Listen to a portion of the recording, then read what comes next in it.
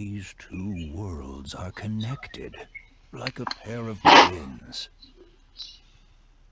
For one to survive, the other must be sacrificed.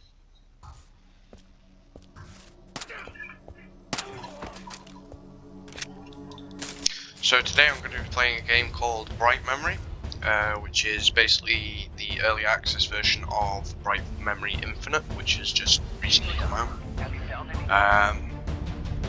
So I thought I'd have another run through of this game after I played through it a few months ago. I found it a very fun game myself. It's very fast paced with the combat.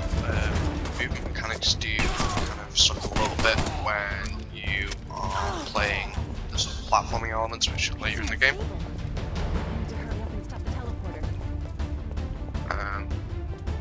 But yeah, I certainly get like Metal Gear Rising vibes from it to a certain extent, especially with the sword play. It's very like that, and there is a few sort of references to other games, such as Dark Souls later in the game.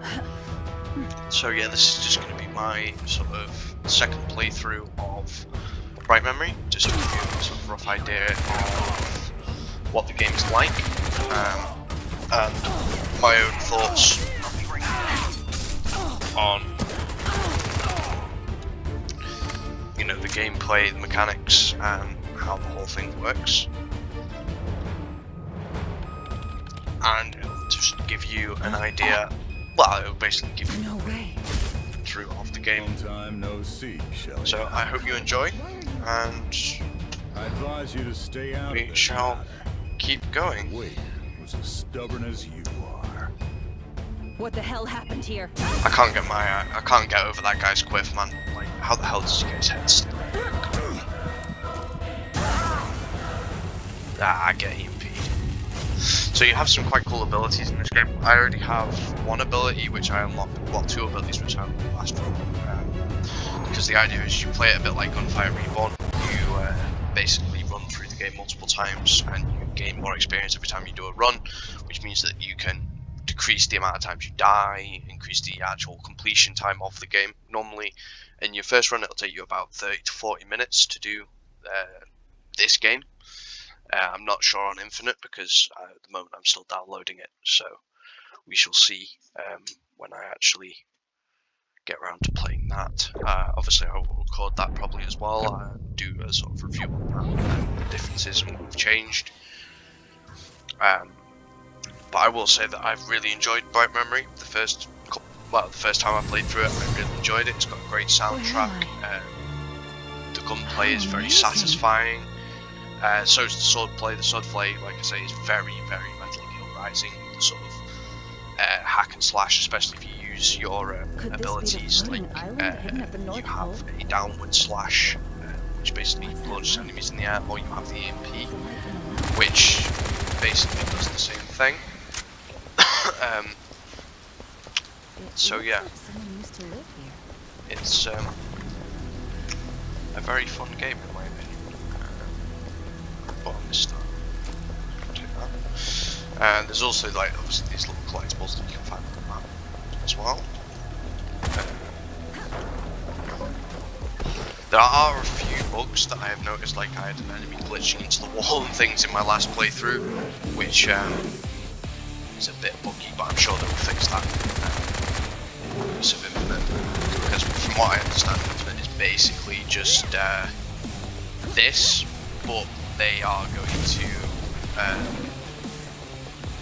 make it infinite basically. And I assume probably add a few more levels, because like I say, at the moment this is literally just like a 30-minute run through. Not including death times obviously. So as you can see, it's got very cool sort of hacky slashy combat. Oh shit, I missed it.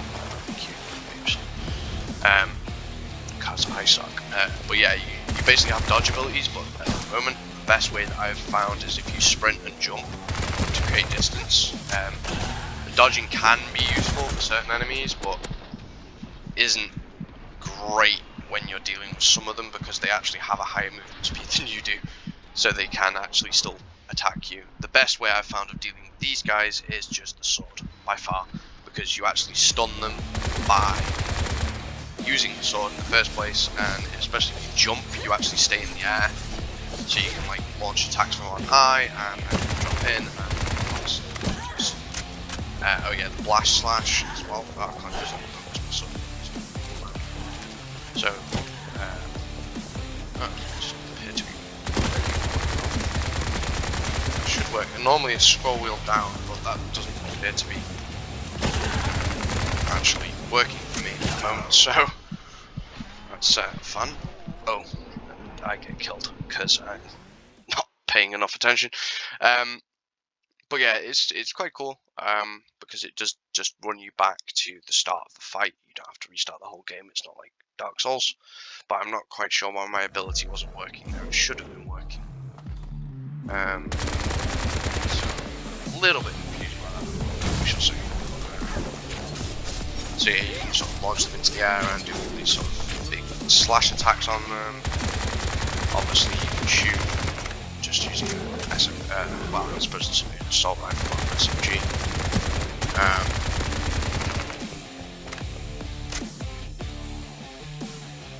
Also, as I said, I love the soundtrack in this game. Perfect dodge, let's go.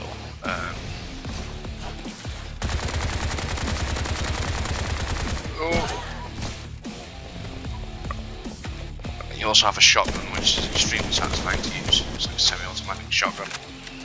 Just pow pow pow pow pow pow pow pow pow pow pow. So, but I think the most satisfying sort of game in this, weapon in the game is by far the sword, but it is an ability and obviously has a cooldown, so that can be a little finicky. That was an ability that I picked up last time called Lightning, which is absolutely badass.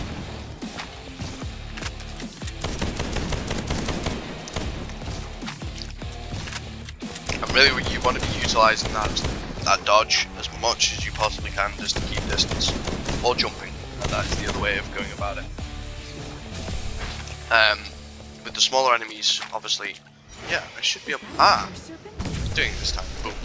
So yeah, that's the blast slash, which is basically like a sword ability, which you can use.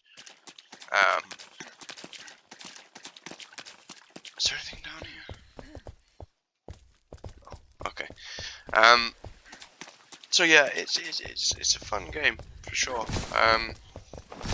Like I said before, the movement mechanics kind of bug me a little bit, just because walking is basically as fast as running. So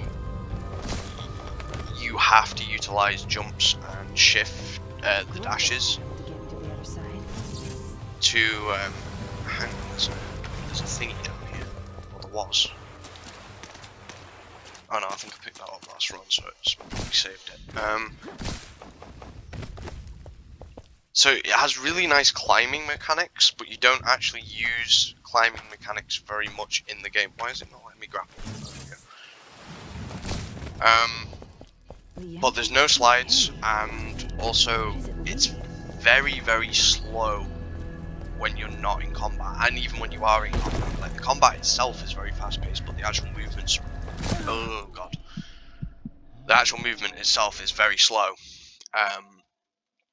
which is why you have to utilize the dash and the jump and so on to actually sort of get away from enemies apart from anything else, because when you come up against some of the other more sort of bullet spongy ones, they do tend to be a bit difficult to get around. Like, especially when you're in a very small confined space like this, for example, it's very difficult when you have to utilize those jumps and those dashes just to get away. Obviously you can, like, this is why the sword is OP, because it does stagger them, and also knocks them back at the same time, and does damage. So it's extremely useful against these lower level enemies, because you can actually keep like great big groups of them at bay by just using the sword ability. Obviously it does have a cooldown though of, I think it's 10 seconds, so that can make it a little bit of a pain. That's the other one that I got was just type freeze, which was freeze small enemies in place for some amount of time. One thing I have noticed is that the hip fire in this game is extremely accurate, so in some ways you don't really even need to use ADS. It's good if you're going for those crits, I guess, but close range you're better off just spray and pray with the hip fire, because it does the same damage pretty much, unless you really want to pinpoint those crit shots, which can be handy if you really want to sort of, you know, deal with enemies quickly. But the enemies in this game are very bullet spongy, which is also why the sword is quite handy, because you can do a lot of damage while staggering them, so they can't actually get at you, and then just finish them off with the gun.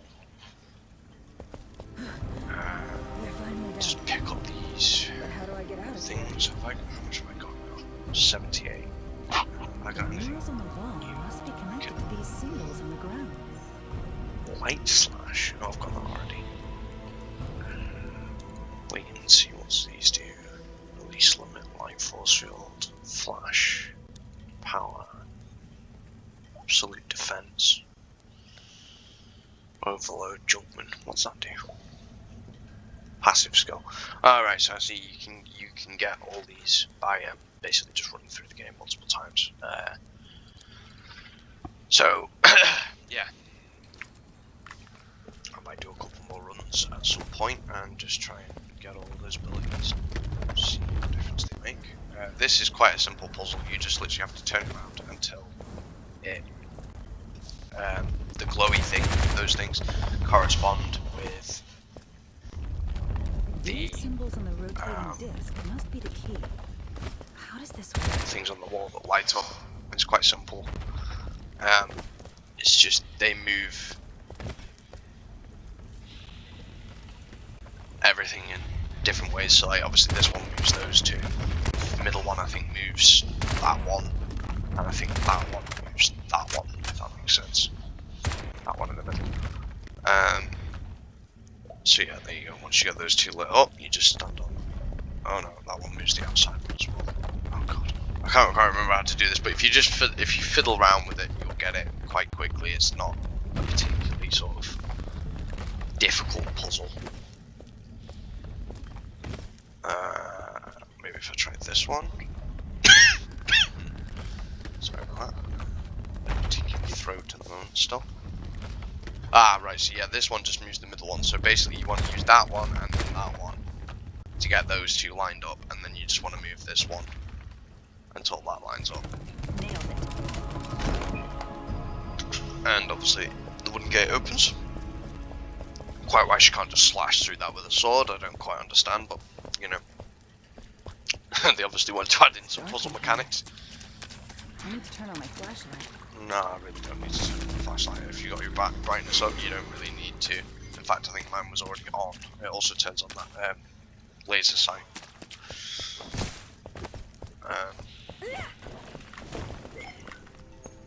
Oh, gotta go through the cutscene first. Carter's men? Looks like they found the beam too. I have to hurry and catch up. Oh, I need to use F to get through this one. To that. Over here. Ah, flashbang. Can't see. Flashbang is wearing off. These guys are very easy, but obviously they're kind of annoying because they actually have machine guns instead of just swords and stuff, so you can't really keep them at a distance, which is kind of annoying. But if you utilise your abilities and gunplay, and obviously good old slashy, you can deal with it very easy.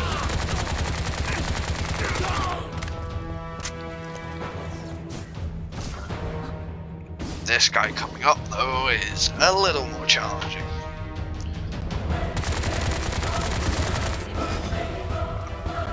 Unless...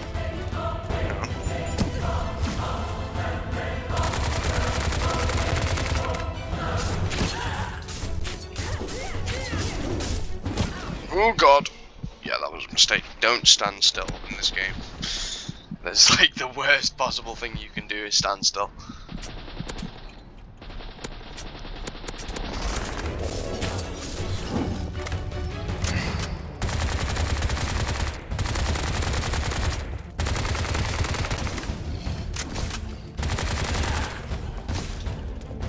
Can't use my slashy slash just yet. Can probably use my F just to take the heat off me a bit.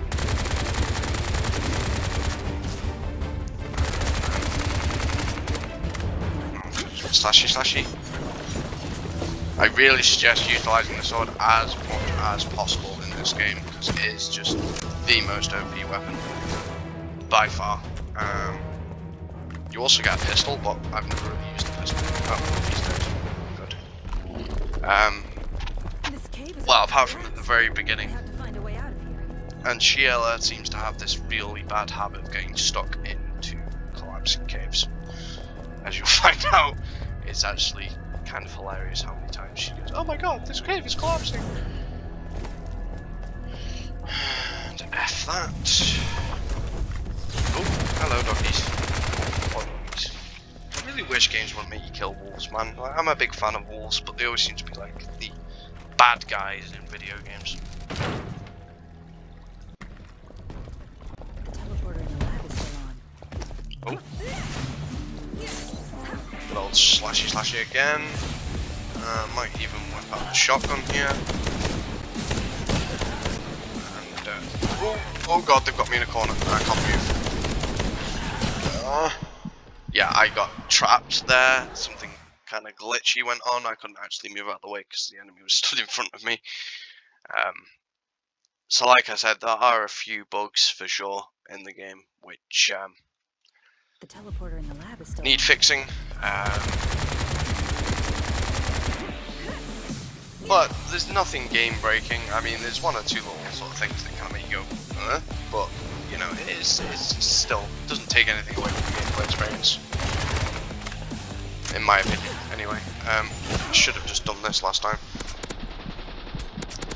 But yeah, you can see again, they got me trapped. That's the thing you really don't want to happen in the game, and that's like my third death now. I'm looking really bad at this game. But it is just one of those, you don't have to take much damage before you actually The teleporter die, in the lab is in still essence, so you really have to make sure just to keep moving and to not get trapped, because if you get trapped you're basically getting hit by 3 or 4 people at once, which is not helpful. In fact, I should not have run this way. I should have... In fact, that's what I should have done last time, just utilised my freaking lightning and just ended everything in front of me. We can hear him, but...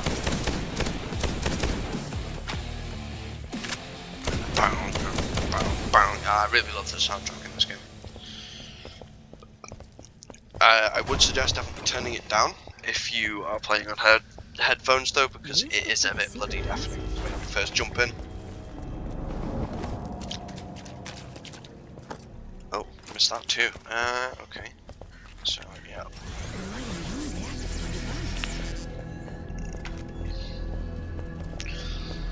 Going to open the door. Oh yeah, that's the other thing is having the sword keybound to the same button as your interact can get kind of annoying. So you might want to change that in the keybind settings. You might also want to put it, you change weapon onto scroll wheel rather than the 1, 2, 3 keys if you're playing on mouse and keyboard. Just because it's a little bit tricky to actually swap weapons quickly, I guess. Yeah, this is the first boss. This guy is a bundle of laughs.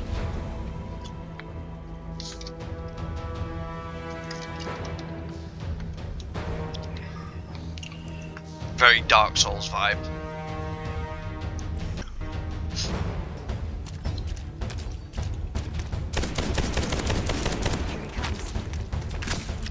The easiest way to beat him that I've found is literally you just keep jumping over these fences. That's all you've got to do. So, literally, you just keep picking away at him, run away, Run behind the fence. Oh, he still hit me and he double tapped me. Damn. Okay. So yeah, the key is don't let him hit you, because that will happen. But yeah, the easiest way that I've found is literally you've just got to keep creating that distance and just keep jumping over the fences and just don't let him get too close to you. He is extremely bullet spongy. Like, I will say that he is extremely bullet spongy.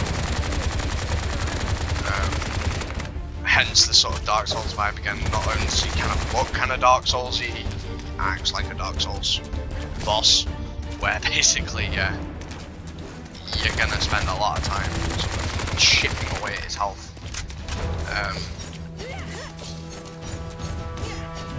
The sword is a great way to sort of create a little bit of distance because you actually move backwards while slashing. Oh god, but he runs up on you very quickly because he has a lot more movement speed than you do. So you have to be extremely careful, I guess, and just be aware of where he is, so he doesn't basically manage to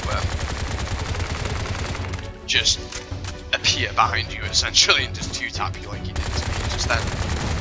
Again, just keep utilising the dash as well, as, you know, because it's up every couple of seconds. You can just keep dash, dash, dash, dash, dash. Don't keep your finger on shift though, because and just a point of reference as well, shift only works on A, D and S. It doesn't actually work dashing forward as far as I'm aware. So what you want to do is you actually want to keep facing him and then shift D. Just don't hold your finger onto the shift, because although it is actually your sprint button as well, you're going to want to take your finger off it for a second and then, you know, use the dash to create the distance, because otherwise, yeah, he runs up on you super quickly. So yeah, this is basically just the aim of the game. You just keep him out of hacky range and just keep picking away at his health. Maybe hit him with any abilities that you happen to have that'll slow him, like the lightning specifically. You can also, like I said before, use your sword, just keep doing that. Oh god, no, he's got buddies. Even when the other enemies do start spawning in, I'd suggest literally just focus him, because although you can get more XP by obviously taking out the little ones as well, it's not really that beneficial. Oh shit, I've just run out. I'm using for my shotgun and I can't dash forward, I keep forgetting. So yeah, this is the best way that you want to do it, is you want to keep tapping shift, preferably jumping, being aware of where you are so you don't get backed up against something. And that is the best way to sort of keep these guys at a distance, is just utilising that shift. And any abilities you happen to have, just stun, keep them at a distance, because you do not want to go close range against these guys, as you saw before, because literally he will two-tap you. It will just be bam bam, you're dead, you know. So you just want to keep moving around, keep moving, keep moving, keep moving, keep using that shift dash just to create a little bit of space, because it's the only way you'll get away from him. You literally cannot outrun this guy by just sprinting, which is why I keep saying don't keep your finger on shift. Like, you can if you're moving forward obviously, but what you basically want to do is stay pointing at him and just use that dash, and then, you know, check behind you so you're not going to get backed up onto anything, and use the fences too, jump over the fence and then dash, dash, dash, and then, you know, it is quite easy as long as you can get that sort of movement down.